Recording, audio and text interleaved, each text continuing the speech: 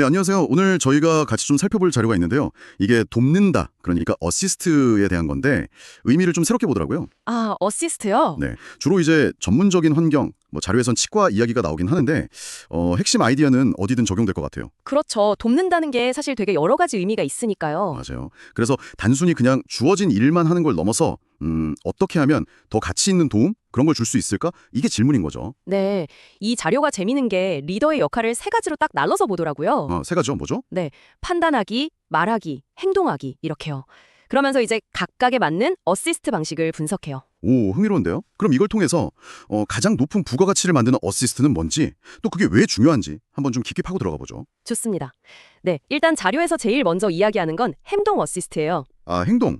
가장 좀 기본적인 거겠네요? 네, 맞아요. 제일 흔한 형태죠. 뭐 예를 들면 치과 진료할 때 옆에서 석션을 한다거나 라이트를 조절해주거나 아니면 필요한 기구를 미리 준비해주는 거. 네네. 원장님의 행동을 직접적으로 돕는 거군요. 그렇죠. 근데 이게 물론 중요하긴 한데 자료에서는 이것만으로는 부가가치가 그렇게 높지는 않다. 이렇게 봐요. 하긴 뭐 시키는 일 혹은 당연히 해야 하는 일을 하는 거니까요. 네. 그래서 다음 단계가 뭐냐면 말 어시스트예요. 말 어시스트요? 아, 말로 돕는 거. 네, 리더의 말을 대신하거나 아니면 보조하는 거죠. 뭐 예를 들어 환자분들께 다음 절차를 안내한다거나 혹은 뭐 좀 복잡한 내용을 쉽게 풀어서 설명해 주거나 진료 중에 좀 불안해하시면 안심시키는 말 건네고 그런 거요. 아하. 특히 리더가 좀 바쁘거나 아니면 뭐랄까 표현이 좀 서툴거나 할 때 옆에서 그렇게 커뮤니케이션을 도와주면 훨씬 도움이 되겠네요. 그렇죠. 그래서 단순 행동 지원보다는 이게 훨씬 더 가치 있는 도움이다. 이렇게 평가를 하더라고요. 네. 자료에서는 이런 역할 잘하는 분들을 뭐 A급, S급 이렇게 본다고도 하고요. 맞아요. 그런 언급이 있었죠.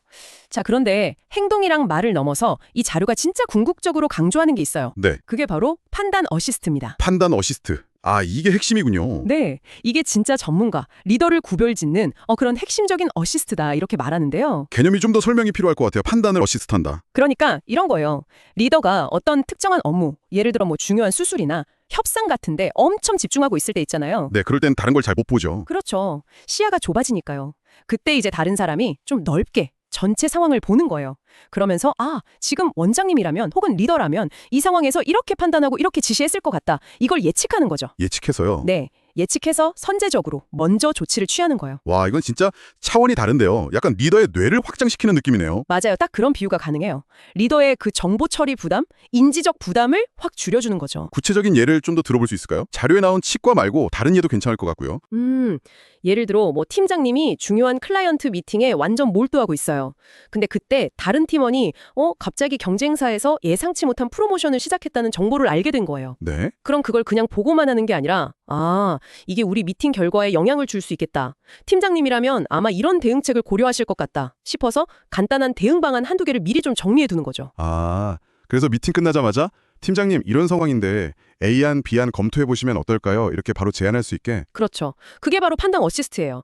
자료에 나온 치과 예시도 비슷한 맥락이죠. 원장님이 진료에 집중하는 동안 대기실 환자가 막 팔짱 끼고 얼굴 벌개지고 좀 불편해 보이는 걸 먼저 캐치하는 거예요. 네. 원장님은 진료실 안에서는 모르실 수 있으니까. 그렇죠. 그걸 발견하고 먼저 가서 어디 불편하세요? 잠시만요. 제가 확인해 볼게요. 하고 상황 설명하고 조치하는 거. 이것도 판단 어시스트죠. 또 다른 사례도 있었던 것 같은데요. 뭐 환자가 안 좋은 반응 보일 때? 네, 맞아요.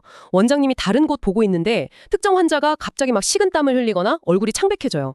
그걸 딱 보고 이거 응급 상황일 수 있겠다 판단해서 기본적인 응급 조치를 하면서 동시에 원장님께 원장님 지금 5호 환자분 상태가 안 좋습니다. 이렇게 조치 중입니다 하고 즉시 보고하는 거. 와, 이건 진짜 그냥 단순히 어떻게 할까요? 묻는 거랑은 완전 다르네요. 그렇죠. 어떻게 할지 지시를 기다리는 게 아니라 이미 상황 분석하고 해결책을 제안하거나 실행하면서 보고하는 거니까요.